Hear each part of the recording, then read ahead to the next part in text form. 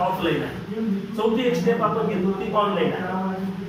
आता समजा एखादा स्टुडंट आहे, स्कूलमध्ये शिकला, एखादा चॅप्टर नाही क्लिअर झाला, ट्युशनमध्ये शिकला नाही क्लिअर झाला, तिथं पण प्रयत्न केला नाही क्लिअर झाला, त्या डाऊट क्लिअरिंग सेशन आपण 9वी ते 10वीच्या विद्यार्थ्यांसाठी हप्त्यातून 5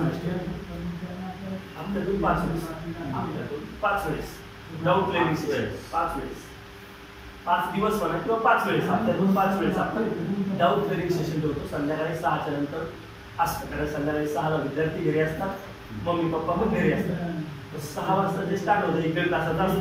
ज्यांना जो डाऊट आहे तो सर विद्यार्थ्यांनी इकडून विचारायचा, तिकडून सर एक्सप्लेन करणार, त्याला शिकवणार, समजून सांगणार, त्याचं काय राईट असतं काय रॉंग, जे पण त्याचा प्रॉब्लेम आहे तो त्याला क्लिअर करून देणार.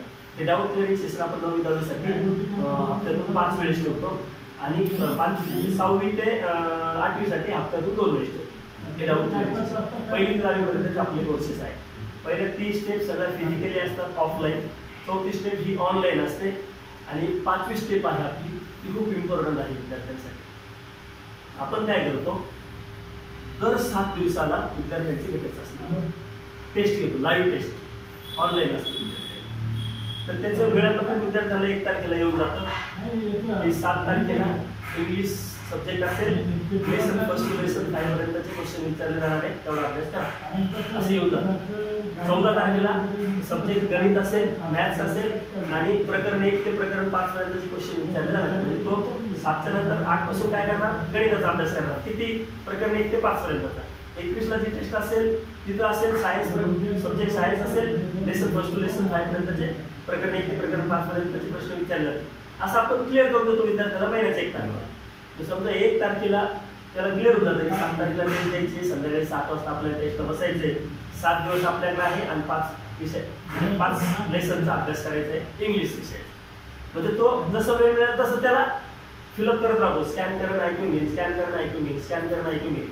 शेवटचा जो दिवस असतो 7 तारखेला, त्या दिवशी तो जो पण वेळ मिळेल तो तेवढंच करतो. कारण का, आपण त्यांना लगेच स्कॉलरशिप देणार असतो, इमिडिएट त्यांचे नंबर्स काढतो, स्कॉलरशिप देतो. स्कॉलरशिप संध्याकाळी मिळणार आहे 7 वाजता, पण त्या उद्देशाने काय, स्कूलमधून आला, ट्युशनमधून आला, वेळ आहे त्याच्याकडे, स्कॅन करणार चालू होतं, स्कॅन करणार चालू होतं. सगळे व्हिडिओ 15-15 मिनिटाचे ते 4-5 जरी त्याला मिळाले शेवटचे, तरी तो 5-6 वेळेस एक लेसन क्लिअर करून घेऊ शकतो. तसं वाचत बसायचं म्हटलं तर त्याला ते शक्य नाही, पण व्हिडिओ लावला, स्कॅन केलं, समोर ठेवला की चालू झालं त्याचं काम. अशा पद्धतीनं मग ज्यावेळेस 7 तारखेला टेस्ट संध्याकाळी 7ला सुरू होते, 7 ते 8:30 पर्यंत ही टेस्ट असते. ठरल्याप्रमाणे किंवा वेळापत्रकाप्रमाणे लेसन 1 ते लेसन 5 पर्यंत आपण क्वेश्चन विचारणार आहे. प्रत्येक लेसन मधून 5-5 क्वेश्चन घेतले जातात, टोटल 25 प्रश्न विचारले जातात.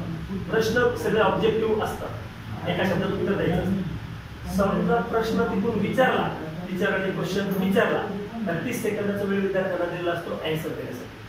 जो मोबाईल नंबर आपल्याकडे रजिस्टर आहे त्या नंबर समजा पहिल्या सेकंदाला जर आवाज आला, क्वेश्चन विचारला, स्क्रीनवर पण दिसतो, कानात ऐकायला तरी पहिल्या सेकंदाला जो विद्यार्थी उत्तर देईल त्याला आपलं सॉफ्टवेअर ते मार्क्स देतो. हा नंबर तिथं रजिस्टर आहे, आपल्या सॉफ्टवेअरला ती कमांड आहे.